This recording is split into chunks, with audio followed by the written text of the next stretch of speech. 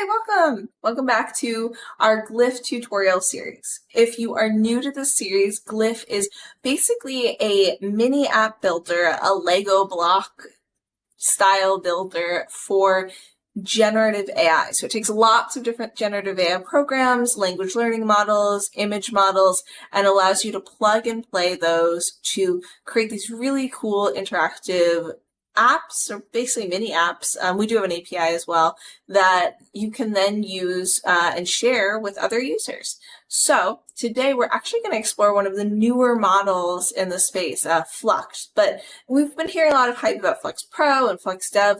I'm going to focus actually on Flux Schnell today because I think Flux Schnell is sort of like an unsung hero in the space. And I want to show you a really cool use for it. Now, all of these Flux models are really great with generating text, but I think people do overlook Schnell, which is no less competent. It's a really competent model for text. So all of the text in this workflow is going to be generated by Schnell in that final creation. And Schnell, for those who don't know, I'm probably not pronouncing it perfectly right, but it actually means fast in German. So here we have a prompt. I'm just going to put in a girl looking out her window in a Parisian apartment, anime style, enjoying a parade. And the great thing about this, on the street. And the great thing about this is we are actually going to see how quickly Schnell operates too. It's like almost instantaneous. We now have this basically storyboard or like sketch style comic. And as you can see, there's a lot of consistency. Maybe it's not perfect, but this is meant to be a storyboard maker. And for those who are familiar with storyboards, it's okay if they're not like exactly perfect frame to frame. It's sort of the point of storyboards. I made this because I do animation, I love animation, and I wanted an easier tool. So let's go ahead and jump in.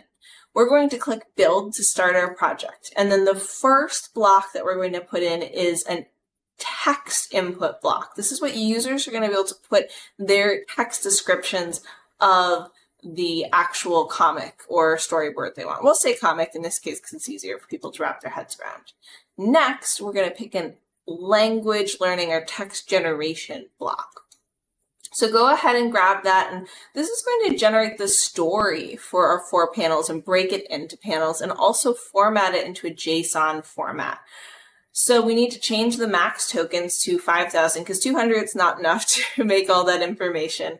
We're going to switch to Claude 3.5 Sonnet because it's super smart.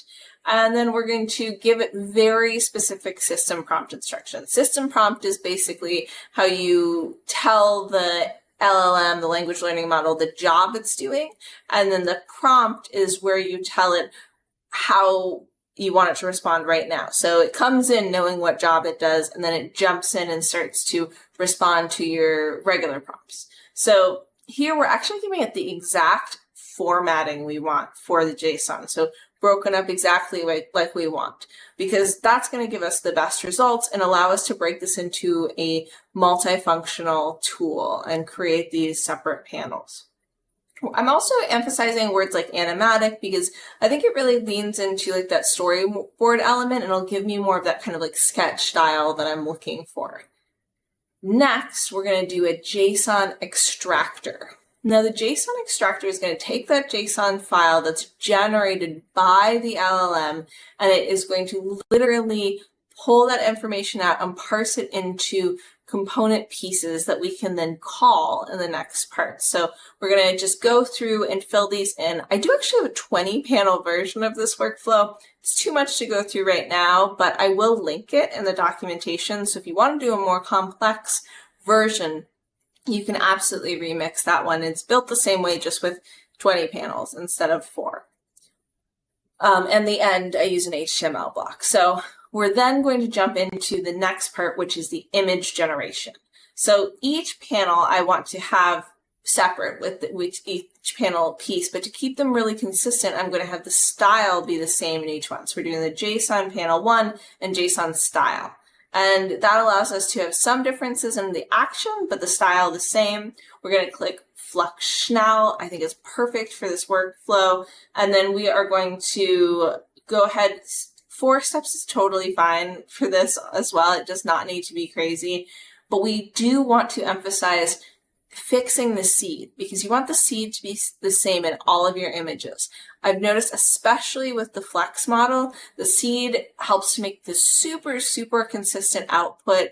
It will make characters very similar. It's really like an amazingly powerful seed, which hasn't always been the case. Seeds have always been somewhat powerful, but this is like incredibly powerful. I'm still finding cool things with the Flux seeds, so to speak. And then lastly, once we have those 4 panel generations, which do include text, I want to add, it has a text prompt in it, we're going to then hop into the canvas. You can use HTML as well. The example of the 20 panel will have a version of that. But for this, I just want to keep it super simple. We're just going to do a 4 panel and we're going to use the canvas. So I'm going to make it the background gray, and then I'm going to resize it. It is a beta version of this canvas. So if you have any sort of like formatting pieces, you might just have to play with it a little bit to get it to work just the way you want it to. And then we're just going to put those squares in. So the first block here is going to be our first image. We'll size it the way we want to size it. So it's really like a nice kind of perfect size for this storyboard. Put it in that top left quadrant. And then we're going to go ahead and duplicate it so that we have the exact same size for each one. We'll switch that image to image 2. That's the second panel. And we're just going to go through and keep doing that until we have all of our panels, and just make sure they look the way you want them to. And now let's try it out. We've gone through and made the image generation, the JSON, the text generation to create our story. And now let's add a dog who learns how to speak. Really simple, sort of silly, speak English, simple, silly story. Let's see what the AI comes up with. And just to remind you, all of this text is being generated by Schnell from that, the original LLM. And as you can see, the text is pretty consistent and coherent. It's kind of a silly, weird story. It definitely has a consistency of character. Maybe not perfect, but for a tool like this, I'm pretty impressed. So I hope you really enjoyed this tutorial, and I hope it's inspired you to try out some of the different types of models that come with the Flux model. I look forward to sharing our next tutorial with you. Until then, have fun trying out Glif.